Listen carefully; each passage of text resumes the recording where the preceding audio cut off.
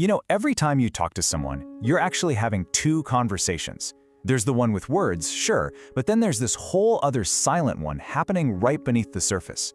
Today, we're going to decode that hidden language to figure out what people are really saying. So how fast do we start reading all this? It's incredibly fast. Princeton scientists figured out it takes just 1/10 of a second to form an impression of someone. That is literally faster than you can blink. It's your brain's ancient survival system kicking in, instantly deciding friend or foe before you've even had a chance to consciously process anything. And this quote it nails it, doesn't it? We spend all this time picking the right words, the perfect outfit, but our faces, they've already broadcasted a ton of information. It's an involuntary signal, and it's where we find the most powerful clues to what someone is truly feeling. So, it only makes sense that we start with the most obvious place, the face. That brings us to our first section, decoding the face. I want you to think of it like a kind of Morse code. It's where the fastest, most revealing signals happen, but, very few of us have actually learned how to read it. And that brings us to this key concept, the microexpression. It's this involuntary flash of genuine emotion that just leaks out in a 25th of a second, way too fast for us to stop it. It's like a little truth bomb. And why so fast? Well, our facial muscles have a direct hotline to the emotional centers of our brain. There's no filter, no delay. So what this really means is our faces are basically running two programs at the same time. You've got the face you want to show everyone, the polite smile, the poker face, and then there's the face that shows what you actually feel.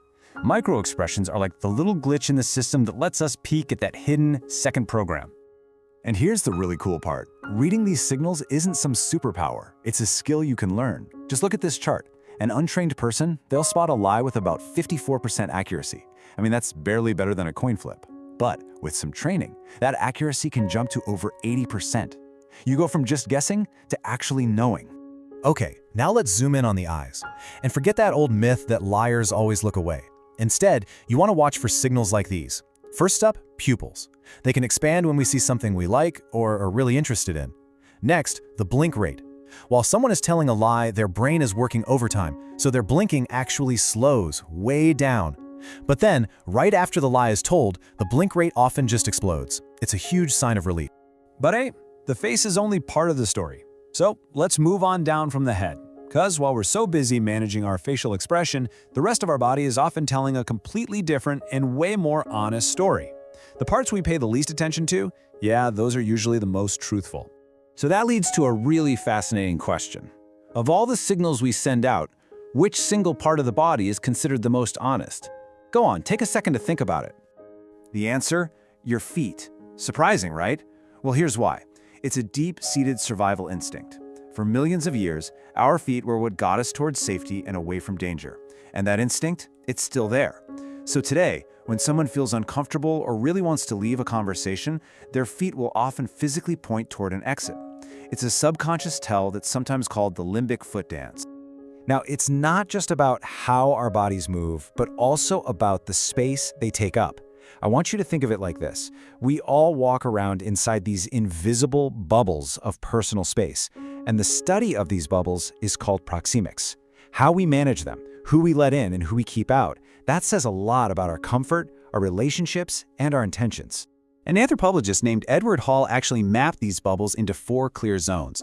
First, you've got the intimate zone, from 0 to about 18 inches, which is reserved for our absolute closest relationships. Next is the personal zone, from 1.5 to 4 feet. That's where we interact with friends.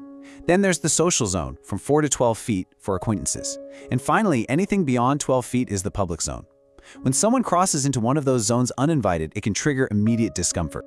All right, so far, pretty much everything we've talked about is stuff you can see. But the unspoken conversation isn't just visual. It also happens through things we feel and hear. So that brings us to the non-visual cues, the entire vibe someone gives off, which can be just as telling as anything else. And this is where things get really interesting. See, our brains have these things called mirror neurons. They fire when we perform an action and when we see someone else do it. It's why you might find yourself yawning right after you see someone else yawn. It leads to something called the chameleon effect, where we subconsciously copy the posture or gestures of people we like. It's this powerful, unspoken way we build connection and rapport. And finally, you have to just listen. The voice is an amazing emotional barometer. When we're stressed or anxious, our vocal cords tighten up and our pitch tends to go up like this. Our pace might speed up too. On the other hand, when we feel confident, our pitch often drops a little lower. You can have the perfect words, but your voice might be telling the real story. Okay, so we've looked at the face, the body, and the voice. That is a lot of signals. So how do we actually use this information without, jumping to the wrong conclusions all the time? Well, this final section is going to give you a simple, practical toolkit, a formula for putting it all together. Here it is, the 3-step formula to do this responsibly. Number 1, establish a baseline. You have to know what normal looks and sounds like for a person when they're totally relaxed. Number 2, look for clusters. A single cue, like a crossed arm, means almost nothing. But a cluster of cues, crossed arms, feet pointed away, and a tight voice? Okay, now that's a pattern.